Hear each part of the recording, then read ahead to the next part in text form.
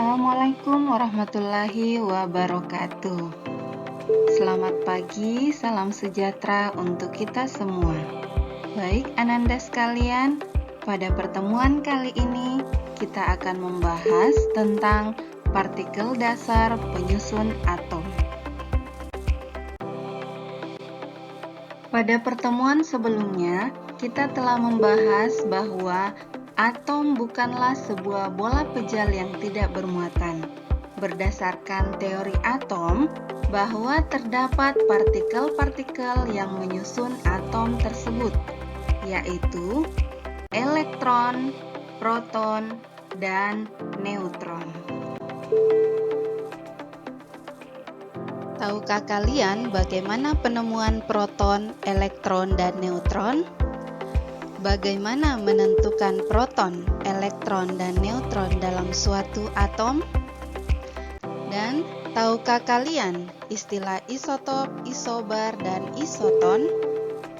Nah, pada pembahasan kali ini akan kita bahas hal tersebut. Nah, setelah menyimak penjelasan, mengkaji literatur, dan latihan soal, Ananda diharapkan dapat menjelaskan eksperimen yang mendukung penemuan elektron, inti atom, proton, dan neutron, dan menentukan notasi atom berdasarkan jumlah proton, elektron, dan neutron, serta Ananda mampu membedakan antara isotop, isobar, dan isoton. Nah, eksperimen apakah kira-kira yang mendasari penemuan elektron? Ananda sekalian, pernahkah kalian memperhatikan tabung televisi? Tabung televisi merupakan tabung sinar katode. Nah, percobaan tentang tabung sinar katode pertama kali dilakukan oleh Tuan William Crookes pada tahun 1875. Hasil eksperimennya ditemukan seberkas sinar yang muncul dari arah katode menuju ke anode yang disebut sebagai sinar katode. Percobaannya kemudian dilanjutkan oleh Tuan George Johnston Stoney pada tahun 1891 yang mengusulkan nama sinar katode disebut dengan elektron. Namun, karena memiliki kelemahan, selanjutnya seorang ahli yang bernama Antoine Henry Becquerel pada tahun 1896 menentukan sinar yang dipancarkan dari unsur-unsur radioaktif yang sifatnya mirip dengan elektron. Selanjutnya, oleh Tuan J.J. Thomson pada tahun 1897 melanjutkan eksperimen William Crookes, yaitu pengaruh medan listrik dan medan magnet dalam tabung sinar katode. Inilah percobaannya yang diistilahkan percobaan tabung sinar katode oleh J.J. Thomson sehingga ditemukan istilah elektron.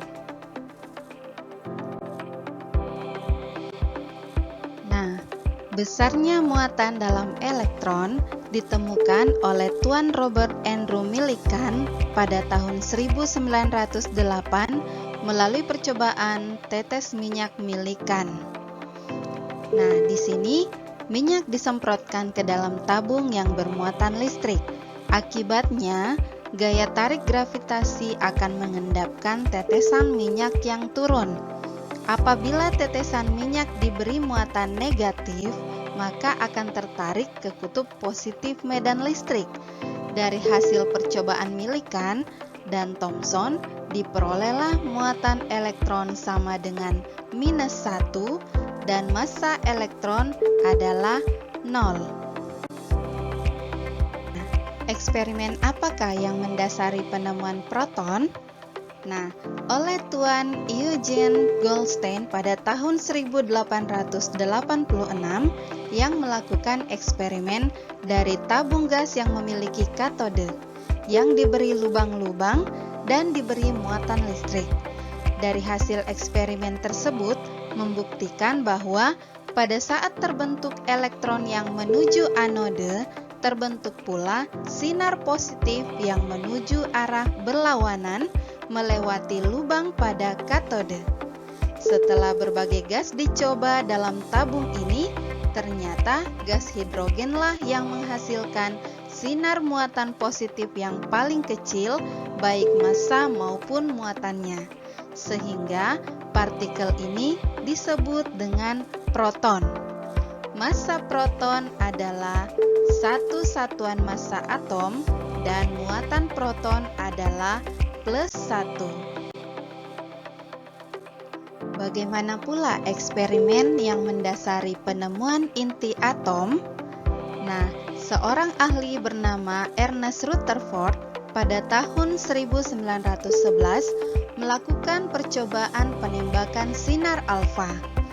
Hasil percobaan ini membuat Rutherford menyatakan hipotesisnya bahwa atom tersusun dari inti atom yang bermuatan positif dan dikelilingi elektron yang bermuatan negatif, sehingga atom bersifat netral.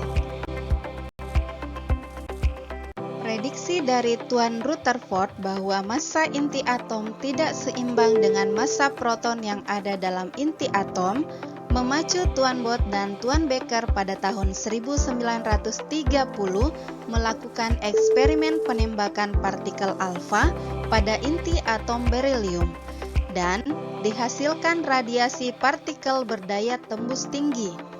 Eksperimen ini dilanjutkan oleh Tuan James Chadwick pada tahun 1932.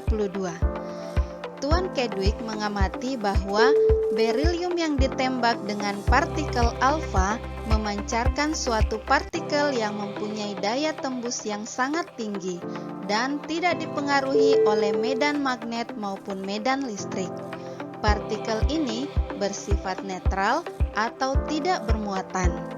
Partikel ini kemudian diberi nama neutron dan dilambangkan dengan N0. Dengan muatan neutron adalah 0. Berdasarkan percobaan tetes minyak milikan, maka dibuatlah tabel massa dan muatan proton, elektron, dan neutron, di mana proton diberi lambang P kecil dengan muatan +1, elektron dilambangkan E kecil dengan muatan -1, dan neutron diberi lambang N kecil dengan muatan sama dengan 0. Atom terdiri atas inti atom dan kulit atom. Di dalam inti atom terdapat proton dan neutron. Pada kulit atom terdapat elektron. Atom adalah partikel terkecil dari unsur, dan dalam tabel periodik, unsur dituliskan dalam sebuah notasi. Dimisalkan, lambang unsur adalah X, maka terdapat nomor massa A dan nomor atom Z. Nomor atom pada keadaan netral sama dengan jumlah proton dan jumlah elektron. Sedangkan nomor massa merupakan hasil penjumlahan antara nomor atom dan jumlah neutron. Berarti kita bisa menentukan jumlah neutron dengan memperkurangkan nomor massa dengan nomor atom. Baik Ananda sekalian, coba perhatikan contoh berikut. Yang pertama, tertulis Na1123. Berarti unsur Na di sini dalam keadaan netral. Nah, mari kita lihat bagaimana menentukan partikel penyusun atomnya.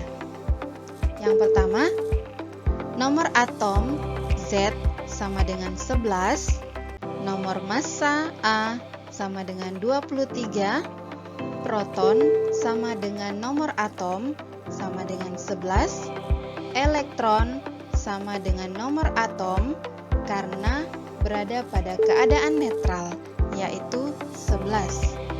Sedangkan neutron adalah nomor massa dikurang nomor atom, yaitu 23 dikurang 11 sama dengan 12. Jelas ya, Ananda sekalian? Baik, kita lanjut pada contoh yang kedua. Tertulis BR 3580. Juga di sini kita bisa lihat BR dalam keadaan netral. Jadi seperti halnya penentuan pada unsur Na, begitu pula pada unsur BR, kita perhatikan nomor atom Z adalah 35, nomor massa A 80, proton sama dengan nomor atom sama dengan 35, elektron sama dengan nomor atom sama dengan proton, yaitu 35 karena pada keadaan netral. Kemudian neutron, nomor massa dikurang nomor atom, yaitu 80 dikurang 35 sama dengan 45. Jelas ya, Ananda sekalian, bagaimana menentukan partikel penyusun atom jika unsurnya dalam keadaan netral. Nah, sekarang kita lihat contoh berikutnya. Tertulis Ca2+, 2040. Terdapat muatan 2+. Berarti unsur Ca di sini tidak dalam keadaan netral. 2+ mengandung arti bahwa unsur Ca ini melepaskan 2 elektron. Maka pada penentuan partikel dasar penyusun atomnya ada perbedaan pada jumlah elektronnya. Coba perhatikan. Di situ elektronnya sudah tidak sama dengan jumlah proton dan nomor atomnya. Jumlah elektronnya adalah 18. Kenapa? Karena pada keadaan netral, jumlah elektronnya adalah 20, akan tetapi melepaskan 2 elektron, sehingga elektronnya menjadi 18. Bisa dipahami ya? Oke, baik. Selanjutnya, tertulis S2- 1632. Nah, di sini juga terdapat tulisan 2- atau muatan 2-. Berarti unsur S di sini menerima 2 elektron. Nah, di mana letak perbedaannya pada partikel penyusun atomnya? Kita perhatikan pada jumlah elektronnya. Jadi, pada keadaan netral, jumlah elektron sama dengan proton sama dengan nomor atom, yaitu 16. Akan tetapi, unsur S di sini menerima 2 elektron, sehingga jumlah elektronnya menjadi 18. Bisa dipahami ya, Ananda sekalian?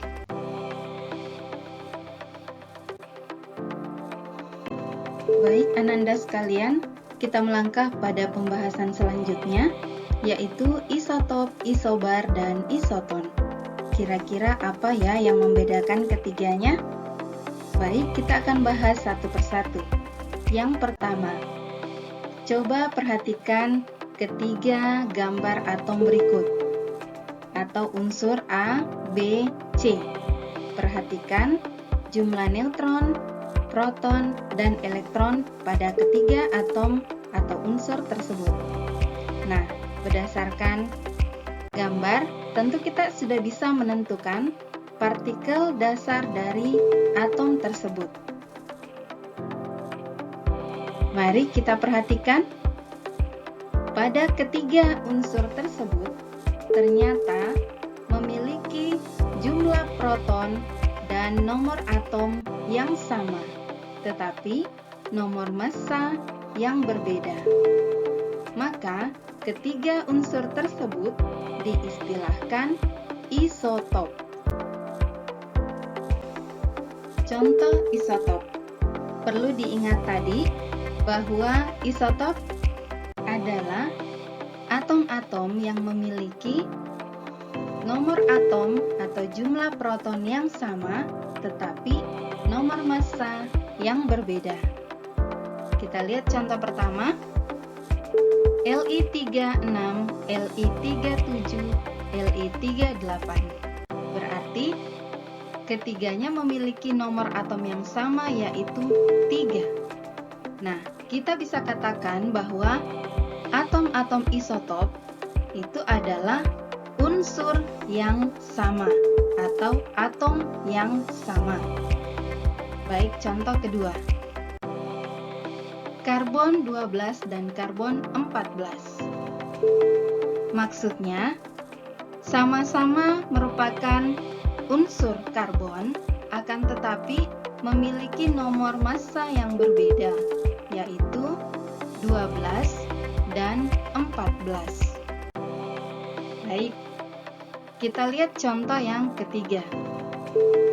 H11, H12, H13 memiliki nomor atom yang sama, yaitu 1, dan nomor massa yang berbeda. Berarti atom H ini memiliki 3 isotop. Bisa dipahami sampai di sini ya? Coba perhatikan gambar berikut. Terdapat 2 unsur A dan B. Perhatikan proton, neutron, dan elektronnya. Nah, berdasarkan partikel dasar penyusun atomnya, kita bisa melihat kedua unsur tersebut ternyata memiliki nomor massa yang sama, tetapi jumlah proton dan nomor atomnya berbeda. Maka, kedua unsur tersebut diistilahkan isobar. Contoh isobar. Ingat, isobar atom-atom yang memiliki nomor massa yang sama, tetapi nomor atom dan jumlah proton yang berbeda. Berarti unsurnya pastinya beda kan? Baik, supaya lebih jelas coba lihat contoh pertama. C613 dan N713.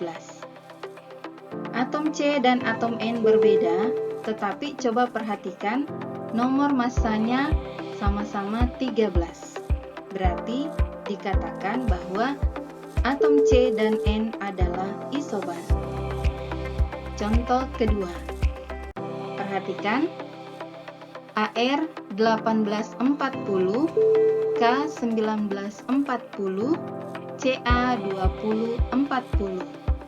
Nah, ketiganya merupakan atom atau unsur yang berbeda, namun kita perhatikan ternyata memiliki nomor massa yang sama. Berarti AR, K, dan Ca adalah isobar. Tadi kita telah membahas tentang isotop dan isobar. Berarti saat ini kita akan membahas tentang isoton. Jika pada isotop jumlah protonnya yang sama, pada isobar nomor massanya yang sama. Nah, kira-kira kalau isoton apanya ya yang sama? Ayo perhatikan dua unsur berikut A dan B. Perhatikan jumlah neutron, proton, dan elektron. Nah, kita bisa melihat berdasarkan jumlah partikel penyusun atomnya, ternyata kedua unsur tersebut memiliki jumlah neutron yang sama, tetapi nomor massa dan nomor atomnya berbeda. Maka kedua unsur tersebut diistilahkan isoton. Contoh isoton.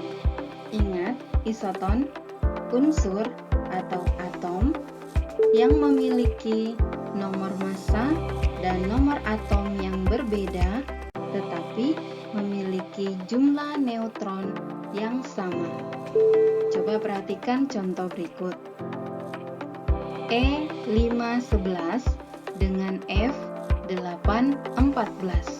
Kita perhatikan, dua unsur atau dua atom ini berbeda, memiliki nomor atom yang berbeda, dan nomor massa yang berbeda pula. Namun, jika kita menghitung jumlah neutronnya, ternyata memiliki neutron yang sama, yaitu 6. Contoh kedua, P1531 dengan S1632. Unsur yang berbeda, kita perhatikan nomor atom dan nomor massa yang berbeda, tapi ternyata memiliki jumlah neutron yang sama, yaitu 16. Berarti E dan F adalah isoton, P dan S adalah isoton. Untuk menguji pemahaman Ananda sekalian tentang pembahasan kita pada hari ini, silakan menyelesaikan latihan soal berikut ini. Demikian pembahasan kita pada pertemuan kali ini. Terima kasih. Assalamualaikum warahmatullahi wabarakatuh.